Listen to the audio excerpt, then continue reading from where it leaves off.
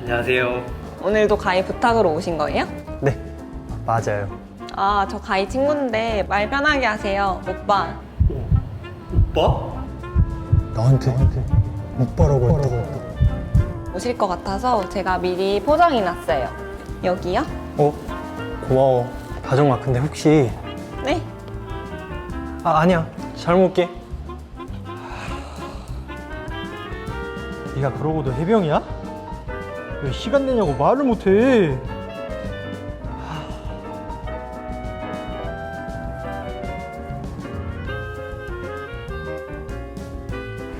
나랑 만날래? 별론데. 25일 날 보내. 크리스마스에 시간 괜찮아? 좋아. 할 수 있다. 박민서. 감사합니다. 아, 맞다. 오빠 요즘 새벽 예배 매번 나오시는 것 같던데 진짜 멋있어요. 멋있어? 네. 그럼 다음에 같이 앉아서 예배 드릴까?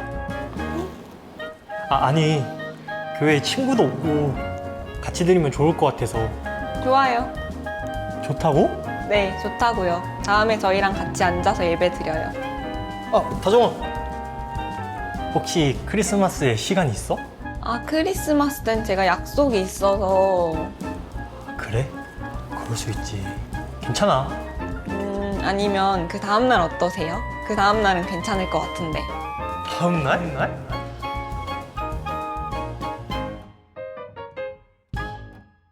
여러분, 사람들에게 다음이 있기 때문에 우리 가슴이 뛰는 거예요. 삶이 힘들어서 낙심하는 게 아니에요. 삶이 고달파서 낭망하는 게 아닙니다. 다음이 안 보이면 낭망해요. 여러분, 오늘 이 말씀의 제목이, 오늘 말씀의 제목으로 해서 가슴 뛰는 이유는 다음이 있기 때문이다. 여러분, 이 다음, next, 너무너무 우리에게 위로되는 말씀이에요. 사람이 다음이 안 보이면 절망하거든요. 근데 우리 예수 믿는 사람에게는 늘 다음이 있고 또 다음이 있고 마지막에는 죽음 너머에 천국이 준비되어 있습니다. 그래서 우리는 이 다음이라는 것이 얼마나 위로가 되고 힘이 되는지 모릅니다. 우리의 가슴을 뛰게 만드는 것은 다음이 있기 때문이다. 사람은 무엇으로 사는가? 이 톨스토이의 핵심 질문이지 않습니까? 사람은 무엇으로 사는가? 의미 있는 질문이죠. 짐승은 먹이로 살지만 짐승은 오직 먹이만 있으면 다른 게 필요 없습니다. 그런데 사람은 먹는 것으로 만족하지 않습니다. 사람은 꿈으로 살고 사명으로 사는 거예요. 삶의 이유, 목적, 이것 때문에 사는 것이죠. 그럼에도 불구하고 많은 사람들이 먹고 사는 문제, 여기에 매여 살지 않습니까? 그래서 조금 먹고 살만하면 좀 더 많이 먹고 더 좋은 것 먹고 더 좋은 집, 좋은 차, 평생 이 먹고 사는 문제를 쫓아가다가 이제 그것이 만약에 삶의 목표가 되면 반드시 후회하게 됩니다. 내가 인생을 잘못 살았구나. 그날이 오는 거죠. 예수 믿는 사람 중에서도 정말 많은 사람들이 삶의 이유를 먹고 사는 문제로 쫓아가는 사람이 있습니다. 여러분, 우리는 그렇게 사는 게 아닙니다. 우리는 꿈이 있고 삶의 이유가 있고 내 삶에 사명이 있기 때문에 그것을 위해 사는 거거든요. 여러분, 오늘 가슴 뛰는 이유는 다음이 있다. 여러분 기억하시고, 오늘 이 말씀이 전해질 때 여러분 마음속에 멋진 다음이 그림으로 그려지는 그런 은혜가 있기를 축복합니다.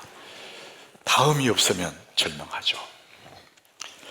청소년 시절 10대 때 말이죠. 그때는 한결같이 아이들이 빨리 어른이 되고 싶어요. 그래서 어른 흉내도 내고 어른 옷도 입어보고 가발도 쓰고 화장도 하고. 요즘은 학교에 아이들이 화장하는 거 괜찮은지 모르겠는데 옛날에는 절대 그럴 수가 없었어요. 제가 교목 생활을 할 때 그때는 화장하면 큰일 납니다. 근데 아이들이 자꾸 이 손거울을 보고 가방에 손거울 끄집어내고 보고 자주 보고 입술에 뭐 발라보기도 하고 지웠다가 발랐다가 이런 데 하더라고요.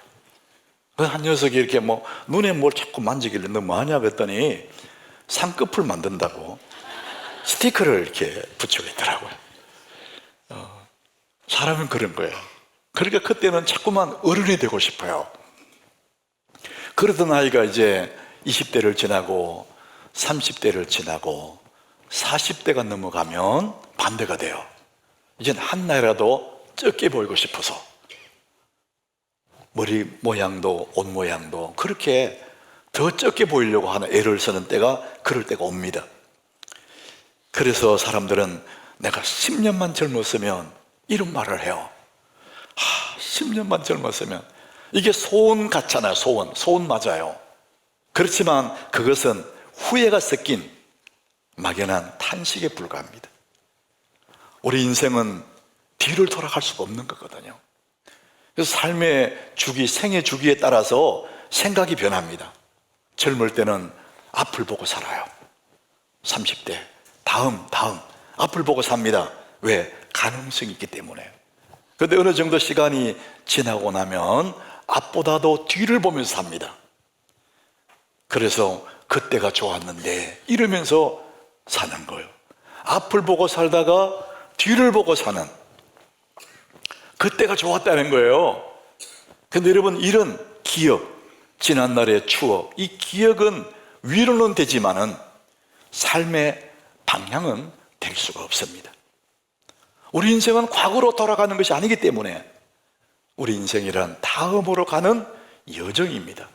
자, 그래서 우리는 기억으로 사는 사람이 있고 꿈으로, 믿음으로 사는 사람이 있습니다. 여러분들, 제가 오늘 여러분에게 한번 여쭤보겠습니다. 우리 기억, 무엇을 기억한다, 이 기억 있잖아요. 기억력. 여러분, 이 기억의 반대말이 무엇인지 아십니까? 여러분, 기억의 반대말 우리가 알잖아요. 사전적인 문법적으로는 망각입니다. 잊어버리는 거예요. 총명하던 젊은 시절에 그 기억력이 나이가 들어가면 자꾸만 잊어버리는 거예요. 망각하는 겁니다. 그래서 기억의 반대말은, 사전적인 의미는 망각이에요. 그런데 의미적으로 보면 기억의 반대말은 상상입니다. 여러분, 기억은 과거를 생각해내는 능력이지 않습니까? 그런데 이 상상은 미래를 생각해내는 능력이거든요. 하나님은 우리에게 기억력이라는 능력을 줬는데, 과거를 기억 잘하는 사람은 머리 좋다 이렇게 말하는데, 사실은 그보다도 더 풍성한 삶을 사는 사람들은 상상력입니다. 미래를 생각해내는 능력을 말합니다. 그래서 여러분들이, 우리가 하나님 주신 이 기억력을, 과거를 기억할 수 있는 능력도 있지만은 미래를 상상하는 능력도 우리에게 주셨다는 기억하시고, 오늘 저는 다음, 내 가슴에 뛰는 이유가 다음이 있기 때문에, 다음은 과거의 것이 아닙니다.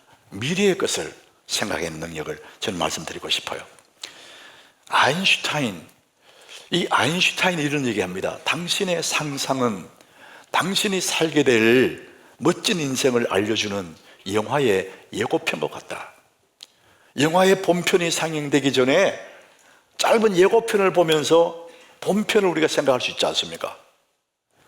우리 인생도 그렇답니다. 내 인생의 예고편이 뭐냐? 내 머릿속에 있는 상상력이라는 거예요. 내가 지금 생각하고 있는 이 상상이 장차 나는 그런 인생을 살게 될 예고편을 내가 지금 머릿속에 생각하고 있는 겁니다. 그렇다면 여러분, 굉장히 우리의 생각을, 이 상상을 조심해야 됩니다. 이 시대를 사는 많은 사람들이요, 그 머릿속에 있는, 가슴 속에 있는 자기 미래의 상상, 인생 예고편이 굉장히 어둡습니다. 자꾸만 우리는 매스컴을 보고, 뉴스를 보고, 내년도 경제 지표가 어쩌고, 세계 전망이 어렵고, 이런 얘기 많이 들었기 때문에 내일에 대한 그림이 어두워요. 회색빛입니다.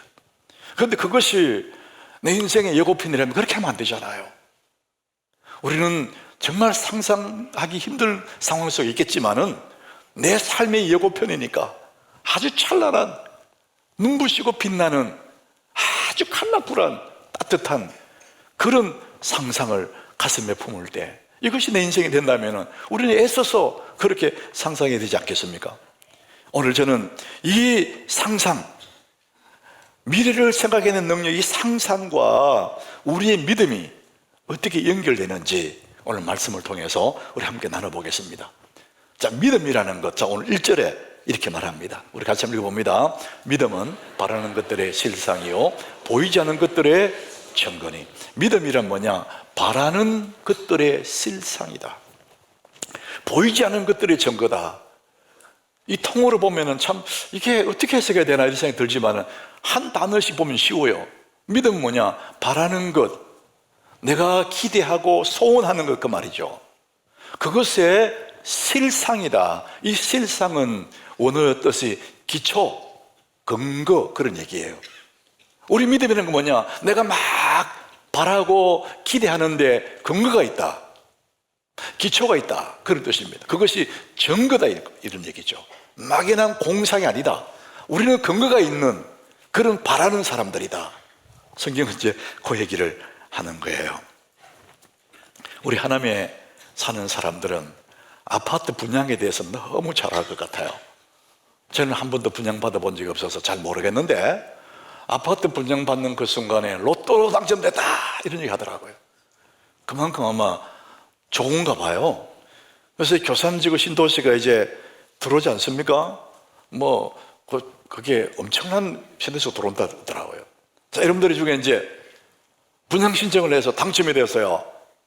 그러면 이제 사무소 가서 계약서를 쓰겠죠? 그리고 계약금을 주고 계약서를 받았어요. 그러면은 계약서를 받았을 뿐인데 아직은 집이 완공되지도 않고 이사도 못 가요, 아직은. 그런데도 계약서 받은 그때부터 사람의 태도가 달라집니다. 마치 이제 그 집 주인처럼 행동하는 거예요. 그리고 머릿속에 상상하죠. 이제 내 그 집에 들어가면은 커튼 색깔은 어떤 거 하고 소파는 어떤 거 갖다 놓고, 응? TV는 몇 인치로 갖다 놓을 건지 뭐 이런 상상을 하지 않습니까? 아직은 아니지만 계약서가 있으니까. 그래서 이게 믿음이라는 겁니다. 믿음은 바라는 것들의 실상이다. 허황된 꿈이 아니고 기초가 있다, 근거가 있다는 겁니다. 반대로 여러분, 계약서가 없는 사람, 그런 사람도 상상은 할 수 있겠죠. 아, 그 집이 모델하우스 보니까 창도 환하고 발코니도 넓고 좋구나, 저 집에 내가 살면 좋겠다, 얼마든지 상상할 수 있지만은 아무리 상상해도 결과는 없어요. 왜? 계약서가 없거든. 믿음은 바로 그런 거라는 겁니다. 믿음은 근거가 있다, 근거. 내가 바라고 막 상상하는데 그 근거가 뭐냐? 계약서가 있다. 믿음이다. 믿음이란 아직 입주하지 않았지만 하나님의 약속이라는 계약서를 손에 쥐고 있기 때문에 이미 이루어진 것처럼 그렇게 살아간다는 겁니다. 없는 집을 상상하는 게 아니에요. 약속이라는 계약서를 손에 쥐고 있기 때문에 주인처럼 살아간다는 것이죠. 믿음이 그런 겁니다. 믿음은 확실한 근거가 있고 증거가 있다. 자, 오늘 2절에 보니까 증거를 얘기합니다. 증거. 우리 같이 읽어봅니다. 선진들이 이뤄서 증거를 얻었느니라. 이 선진들은 히브리서에 계속해서 믿음의 사람들을 등장시켜요. 우리보다 앞서갔던 사람들의 선진들, 그 사람들이 증거다, 확실한 근거가 있고 증거도 있다, 확실한 거다, 이런 얘기를 하는 겁니다. 그 믿음의 사람들, 그 사람의 증거들을 우리는 눈을 보거든요. 아브라함이라는 사람은 100세의 아들을 낳았어요. 여러분, 100세에 어떻게 아들을 낳습니까? 그런데 성경은 뭐라 그러냐? 로마서 4장 18절에 이렇게 말합니다. 아브라함이 바랄 수 없는 중에 바라고 믿었대요. 이게 대단한 거예요. 우리 생각으로는 절대 바랄 수가 없어. 그런데 하나님의 약속이라는 근거가 있기 때문에 그 근거로 해서 바라는 거예요. 그리고 그것을 믿었다는 거예요. 그래서 아브라함이 결국 바라고 믿는 대로 100세의 아들을 얻었다는 것입니다. 여러분, 우리의 삶에 이런 것들이 너무나 많습니다.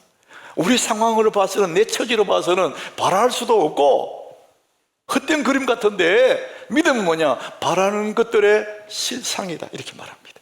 고린도후서 1장 20절에 이렇게 말합니다. 우리 같이 한번 읽어봅니다. 하나님의 약속은 얼마든지 그리스도 안에서 예가 되니 그런즉 그로 말미암아 우리가 아멘하여 하나님께 영광을 돌리게 되었느니라. 하나님의 약속은 얼마든지 그리스도 안에서 예가 된다, 샘플이 된다, 그 말이 아니고 예스, 오케이, 이런 뜻이에요.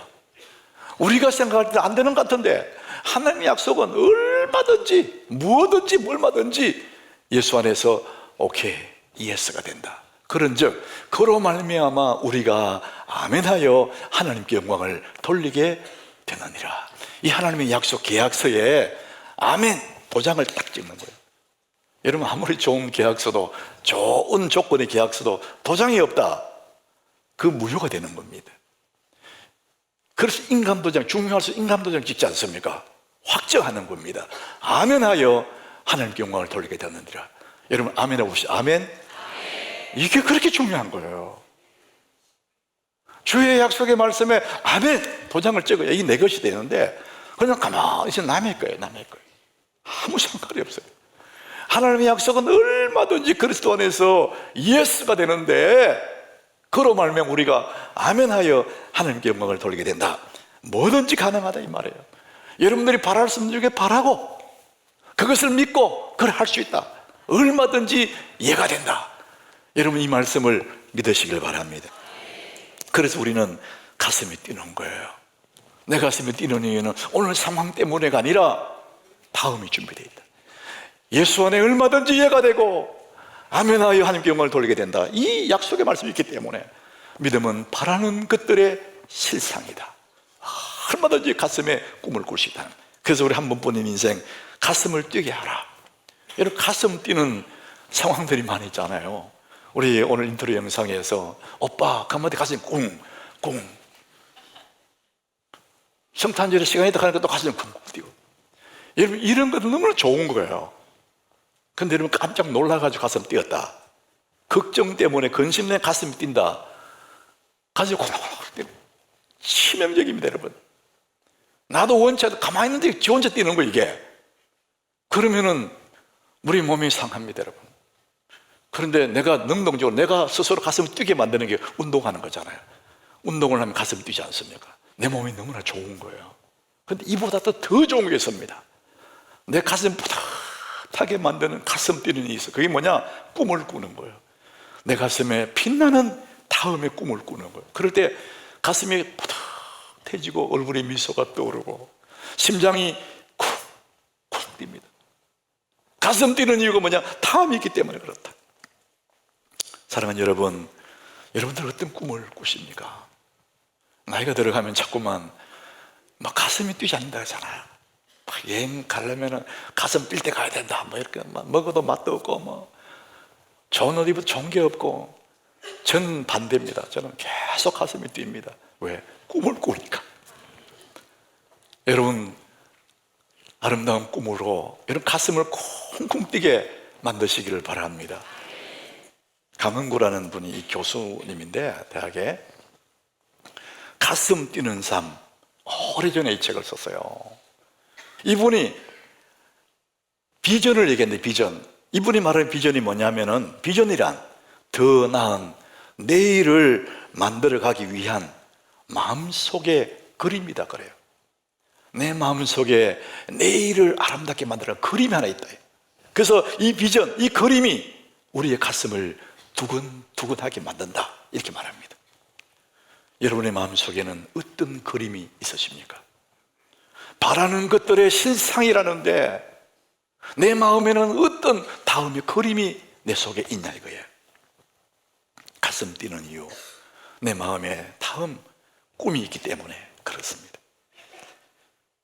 구본영이라는 분이 있는데, 낯선 곳에서의 아침, 저는 이 책을 아주 오래전에 읽었어요. 이분이 이제 그 뱀 이야기를 해요. 여러분, 뱀 이야기는 다 좋아하지 않습니다. 왜냐하면 이미지가 좋지 않잖아요. 근데 예수님이 비둘기처럼 순수하고 순결하고 뱀처럼 지혜로워라, 좋은 면을 부각시켰거든요. 근데 이 구본영 씨가 자기 책에서 이 뱀의 한 부분을 얘기를 해요. 뱀은 아래에서 태어나지 않습니까? 태어나서 저 점점 자라면서 계속 허물 벗기를 한대. 뱀이 허물을 벗는다는 거예요. 그러면서 자란답니다. 그래서 새끼일 때는 한 달에 한 번씩 허물을 벗는데요. 그러면서 쑥쑥 자란다는 겁니다. 뱀이 이제 다 큰 성체 어른이 되었을 때는 1년에 3번 정도, 5번도 이렇게 허물을 벗는데요. 그런 뱀이 자란다는 거예요. 이 뱀은 허물 벗기는 선택이 아니라는 겁니다. 살고 죽는 그게 달렸다는 거예요. 그래서 반드시 허물을 벗어야 살고 변화가 되고 성장한다, 이런 얘기를 해요. 성경에 우리는 옛사람을 벗어버리라 그랬거든요. 우리 옛사람 허물을 벗어버리고 새 사람을 입어라, 이렇게 말합니다. 여러분들은 허물을 몇 번 벗었습니까? 우리는 자꾸만 옛사람 좋아합니다. 기억, 옛날의 추억을 좋아합니다. 그 옷을 입고 살고 싶어요. 성경은 옛사람을 벗어버리라, 허물을 벗듯이 벗어버리고 새 사람을 입어라, 이렇게 갑니다. 이게 무슨 얘기죠? 결국은 우리가 바라는 것, 내가 마음에 꿈을 꾸고 바라고 있는 소원, 그게 뭡니까? 더 인생이 깊어지고 내 믿음이 더 풍성해지고 삶의 그릇이 커지는 이것 아닙니까? 하나님도 우리가 어린아이 같은 사람으로 살지 않기를 바랍니다. 하나님 원하시는 것은 뭐냐? 우리의 믿음도, 우리의 삶도 깊어지고 장성한 사람 되기를 하나님이 원하시는 거거든요. 우리가 어떻게 내 인생이 깊어지고 삶의 그릇이 커지고 믿음이 풍성한 그런 삶을 살 수 있을까? 어떻게 그래 할 수 있을까? 이 히브리서 11장에는 믿음의 사람들을 등장시키는데, 믿음의 정의를 말한 다음에 믿음의 사람을 딱 샘플로 데려옵니다. 그 첫 번째가 바로 아벨이라는 사람이에요. 4절입니다. 4절. 아벨이라는 사람을 첫 번째 등장시키는 이유가 있습니다. 이 믿음으로 아벨을 우리에게 소개하는데 뭘 소개했냐? 가인보다 더 나은 제사를 하나님께 드림으로 의로운 자라 하는 증거를 얻었다 그랬습니다. 가인보다 더 나은 제사를 드렸다. 가인보다 인물이 더 잘났다, 이렇게 말하지 않고 가인보다 더 똑똑했다, 더 남자다웠다, 이런 게 아니고 믿음으로 아벨은 가인보다 더 나은 제사를 하나님께 드렸다. 요즘 말로 하면은 더 나은 예배를 드렸다는 거예요. 그래서 그 예배를 통해서 하나님 옆에 인정을 받았다. 하나님은 이 더 나은 제사를 드린 아벨을 하나님이 인정하시는 겁니다. 하나님은 오늘도 우리를 부르실 때에 똑똑한 사람, 잘난 사람, 아주 이름난 사람, 이런 사람 부르는 것이 아니고 하나님은 예배자를 찾는 것입니다. 요한복음 4장 23절에 보니까 예수님이 부르시는 사람은 어떤 사람이냐? 하나님 아버지께서 자기에게 이렇게 예배하는 자들을 찾으시느니라. 하나님 예배자를 찾으십니다. 사랑하는 여러분, 그래서 오늘 이곳에 온 줄로 믿습니다. 아벨은 가인보다 더 나은 제사를 드렸다. 더 나은 예배, 구태연한 예배가 아니라 더 좋은 예배, 그 예배를 통해서 하나님 앞에 인정을 받는 겁니다. 증거를 얻은 것입니다. 저 사람 예수 믿는구나. 뭘 보고 합니까? 주일날 교회 가거든요. 아, 그래, 예수 믿는 거구나. 가장 기본이기도 하지만 가장 깊은 우리의 삶이 예배자입니다. 예배자. 그래서 예배자를 부르시는 거죠. 하나님은 아벨에게 더 나은 제사를 드렸다, 이렇게 말씀합니다. 여러분, 예배라는 것은 하나님의 임재 가운데 여기 있는 것입니다. 여러분, 여기에 하나님이 임재 계신 줄 믿으시길 바랍니다. 우리가 병원에 가면 우리도 모르게 엑스레이가 우리 몸을 통과하면서 병을 잡아내지 않습니까? 그리고 몸속에 더러운 거, 잘못된 것들이 있으면 방사선을 쪼여가지고 그걸 죽이지 않습니까? 저는 그걸 자주 상상합니다. 우리 예배 중에 우리 눈은 안 보이지 하나님의 임재가 있는데, 하나님의 은혜가 충만히 임재했는데, 내 여기서 내 자신이 예배하고 있을 동안에 하나님의 은혜가 우리를 통과하면서 내 영혼을 통과하고 내 마음과 내 몸을 통과하면서 나도 모르게 내 속에 있던 죄악들, 나도 모르는 질병의 근원들이 내 속에 있다가 예배 중에 하나님의 임재 앞에서, 하나님 찬란한 광선 앞에서 근심이 사라지고 두려움이 물러가고 나도 모르는 병이 나을 줄로 믿습니다. 여러분, 이 믿음 없으십니까? 저는 그걸 믿습니다. 이 다음에 여러분 천국 가보면은 하나님 앞에 우리 리스트를 받아볼 수 있을 거예요. 그때 나는 몰랐는데 내 속에 그건 병이 하나 있었는데 오늘 예배 중에 사라졌다는 거예요. 이런 거 여러분 분명히 있을 거예요. 많을 겁니다, 여러분. 병원에서 나중에 알게 됐지만은 이전에 그냥 사라진 것들이 많습니다. 하나님 임재 앞에 내 자신을 드러낼 때 하나님 우리를 은혜를 덮어주시고 뿐만 아니라 하나님 임재 앞에 내가 앉아있을 때에 내 마음속에 아름다운 믿음의 그림이, 바라는 상상의 그림이, 꿈이 내 속에 확실하게 만들어지는, 말씀 들으면서 하나씩 분명해져가는 이런 그림들이 내 마음속에 그려지고 있다는 사실입니다. 그래서 우리가 믿음이 깊어지고 내 인생이 깊어지는 확실한 비결 하나 있다면 예배 자리에 내가 앉아있는 거예요. 그럴 때 하나님 나를 새롭게 만드신다. 그리고 우리가 평생 할 일이 뭐냐? 예배하는 것입니다. 김우성이라는 분이 거룩한 접촉 이런 책을 썼는데 아주 좀 우스운 얘기 하나 있어요. 수도사 얘기가 있는데, 여러분 수도사는 수도원에 들어가면, 봉쇄 수도원 같은 데는 들어가면 죽을 때까지 못 나옵니다. 죽어서 나오는 거예요.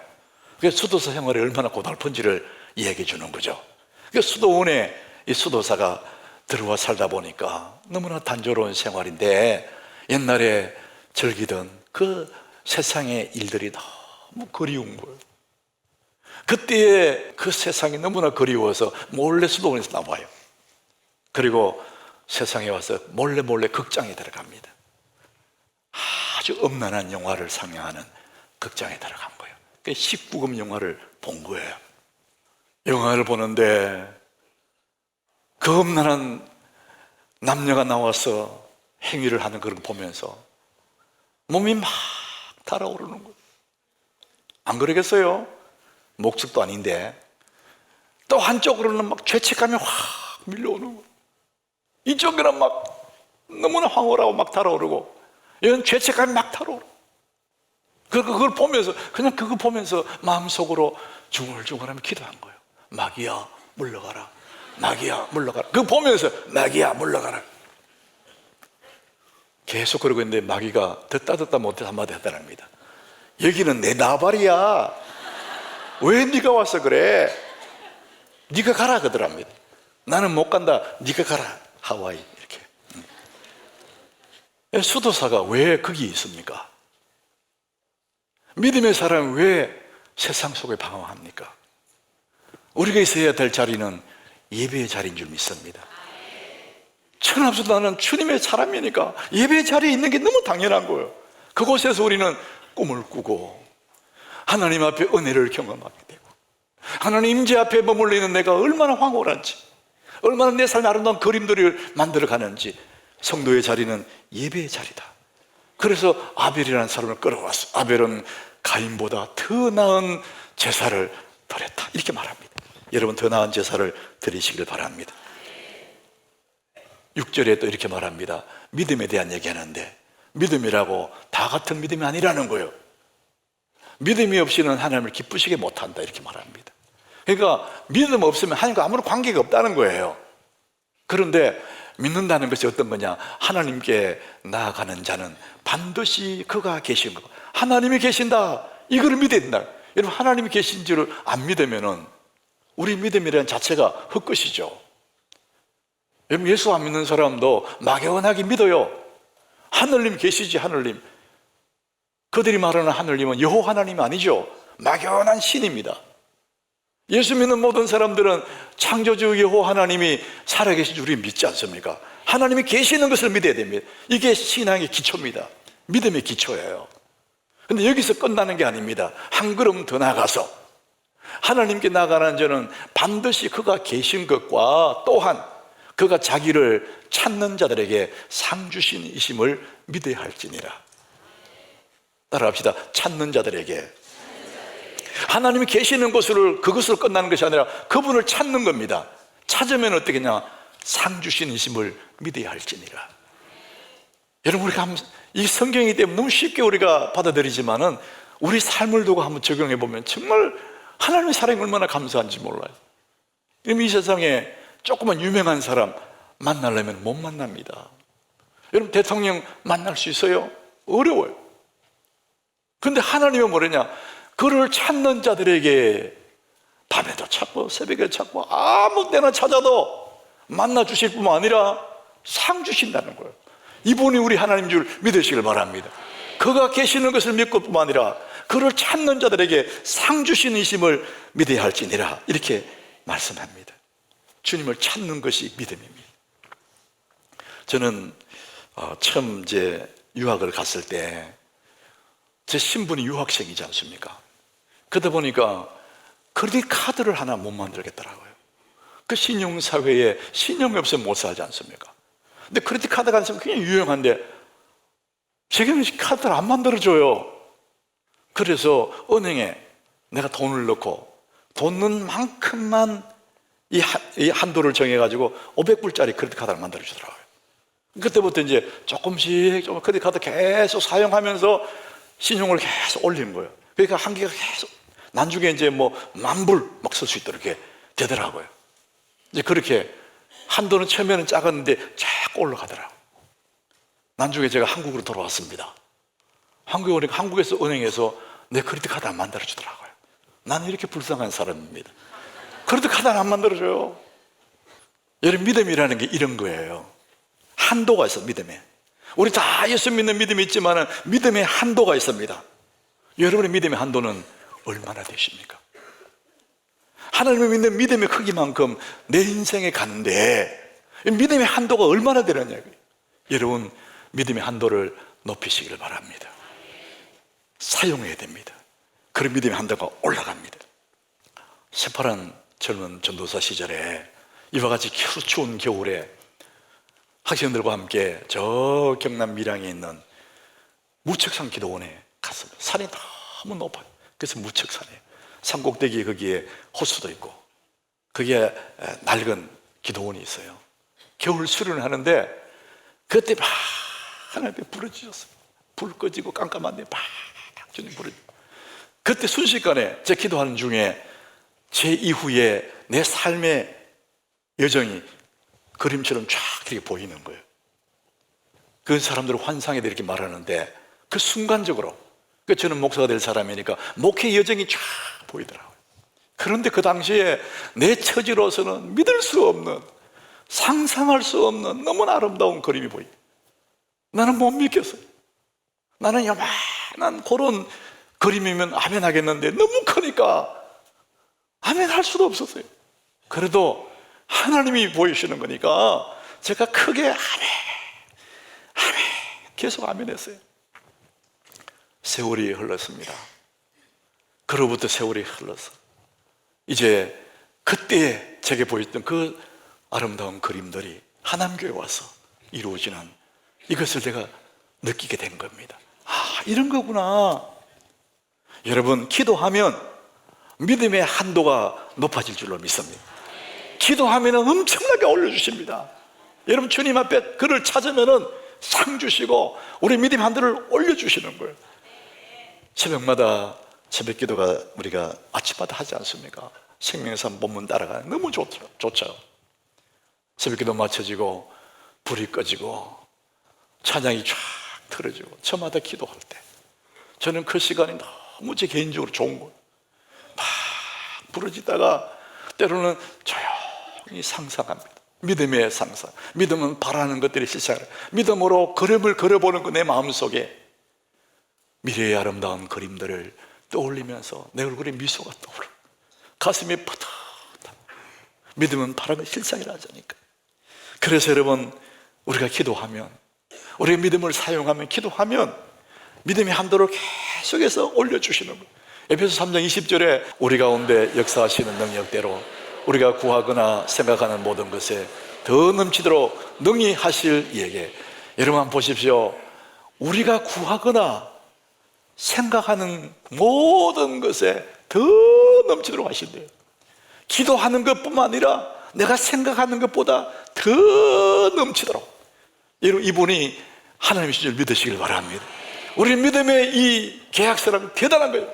우리가 그래서 이걸 가지고 구하거나 생각하는 모든 것에 더 넘치도록 능히 하신다, 이렇게 합니다. 여러분, 믿음 안에 마음껏 꿈꾸고 마음껏 상상하십시오. 하나님은 그것을 더 넘치도록 능히 하실 분이 하나님이십니다.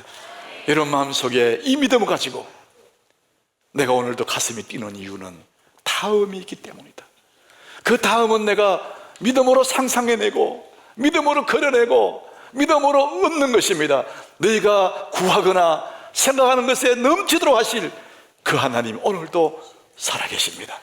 여러분 염려할 것 아무것도 없습니다. 여러분 하나님을 믿으시기를 바랍니다. 우리가 가슴 뛰는 이유가 거기 있습니다. 오늘 이 문제 때문에 걱정할 거 없습니다. 하나님은 다음을 준비해 놓으셨습니다.